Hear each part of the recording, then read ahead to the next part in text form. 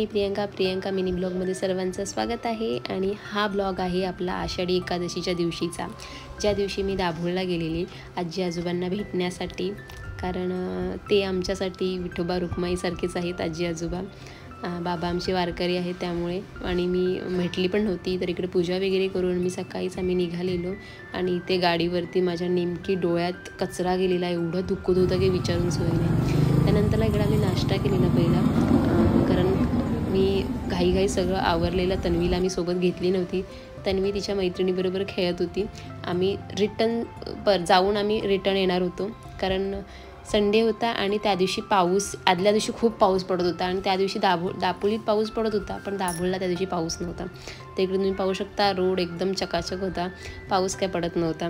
पण आम्हाला वाटलेलं की खूप पाऊस पडेल, कारण वातावरणच तसं झालेलं।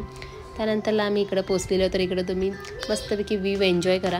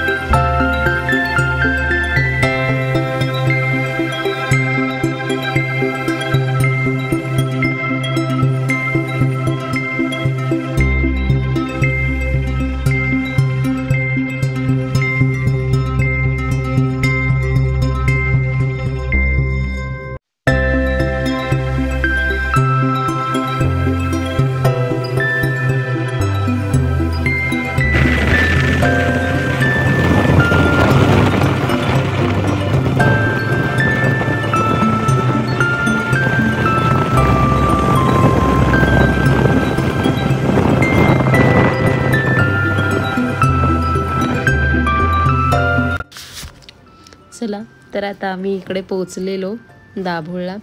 तिकडे तुम्ही पाहू शकता पूर्ण सगळीकडे हिरवं गार आहे, कारण आमच्या घराच्या पाठीमागे एवढं मोठं रान आहे ते तुम्ही पाहू शकता। आणि इकडे पूर्ण पावसाळा असल्यामुळे सगळीकडे हिरवं आहे। तर इकडे आमच्या घराच्या पाठून रस्ता आहे, जिथे गाडी वगैरे लावण्यासाठी जागा आहे पाठीमागे, तिथं आम्ही आतमध्ये आलेलो। तर इकडे तुम्ही पाहू शकता, इकडे मस्तपैकी सीताफळाचं झाड तुम्ही पाहू शकता, असला भारी आले बघा, छोटे आलेत। आणि तुम्हाला मी ते दाखवते। पहिला आम्ही त्या सीताफळाचं एक केसरून बघा केवढं आहे। सीताफळाचं आम्ही हे अशी जी पानं असायची वेगळी कवळी सफेद तुम्हाला दिसली असती, तर ती आम्ही पहिलं खायचो, त्याचं बी मला खूप आवडायचं। आम्ही ते तोडून कारण आमच्या पहिल्या लहानपणी आमच्या घरी नव्हतं, आमच्या शेजारी होते त्यांच्या घरी असायचं तो सीताफळाचं झाड। तर इकडे तुम्ही पाहू शकता शेवाळी वगैरे, कारण इकडे आमच्या इथे लादी नाही आहे, इकडे अंगणात लादी आहे, बाहेर ओट्याला लादी नाही आहे। आणि इकडे चला आईला भेटूया, आजी येऊन उभीच होती, आणि आजी आल्या तन्वीला विचारते, तन्वीला घेऊन नाही काय आलात? तन्वीला नव्हती घेऊन गेलेली, कारण मला वाटलं खूप पाऊस असेल, तर आई म्हणते इकडे पाऊसच नाही सकाळपासून। पण इकडे मग आम्ही चहा वगैरे प्यायला बसलेलं, आणि इकडे बाबांना मी चहा पाजते।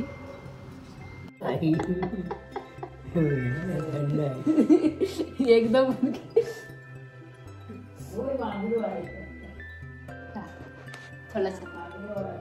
थोडं पिया बघा, आता थंड होईल।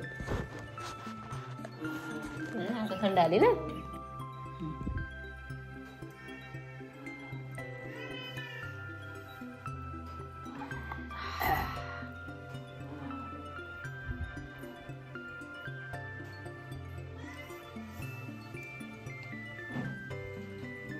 थंड आहे ना, पिया।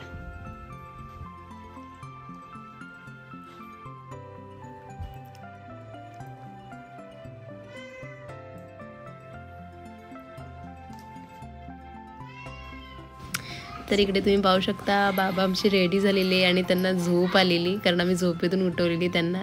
इकडे आंघोळ वगैरे घातलेली त्यांना, मस्तपैकी आंघोळ वगैरे घालून रेडी केलेली त्यांना। कुर्ता आणि टोपी, जे वारकरीचं काय म्हणतात, जे वेशभूषा असते ती त्यांना आम्ही घातलेली, आणि त्यांना मस्तपैकी चंदनाचा टिक्का वगैरे लावलेला इकडे।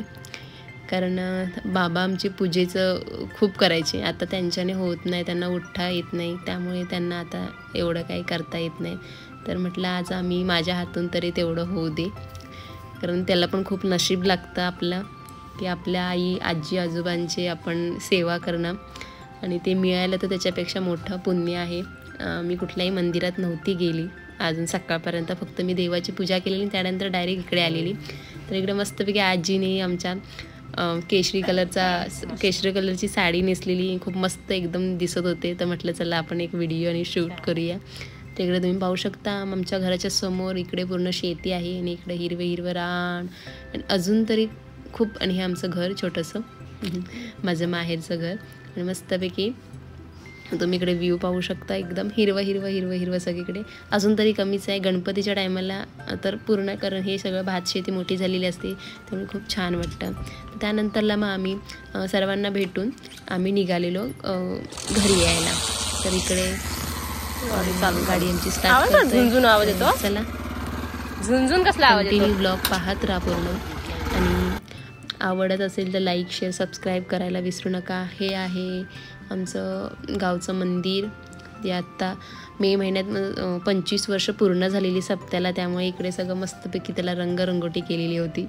तर मी काय सप्त्याचे ब्लॉग टाकले नव्हते, कारण मला यायलाच नव्हतं जमलं, कारण त्या टायमाला होतं आमच्या इकडे लग्न, त्यामुळे मला यायला नव्हतं जमलेलं, कारण घरचंच लग्न होतं, जे तुम्ही ब्लॉग बघितले असेल आत्याच्या मुलाचं. त्याच टायमाला नेमकी सप्ताह होता, त्यामुळे मला सप्त्याला यायला नव्हतं जमलं. तर म्हटलं जाता जाता पाया पडून जाते देवाच्या, आणि ते दरवाजाला लॉक असतो. तर मी देवासाठी प्रसाद घेऊन आलेली, ती आजीकडे देऊन ठेवलेली, म्हणजे फळाची. ते म्हटलं संध्याकाळी कार्यक्रम असणार इथे, तर त्यावेळी आजी बोलली मी घेऊन जाईन, कारण आम्ही दुपारी 1:30-2 वाजता निघालेलो, जेवायला पण थांबलो नव्हतो आम्ही, तसंच निघालो. त्यानंतरला इकडे आमच्या इकडे एक आजी आहे, तिलाही भेटायला आम्ही गेलो. मग तिला भेटून मग आम्ही निघालेलो होतो. इकडं तुम्हाला दाखवते एक छोटंसं गावचं टूर.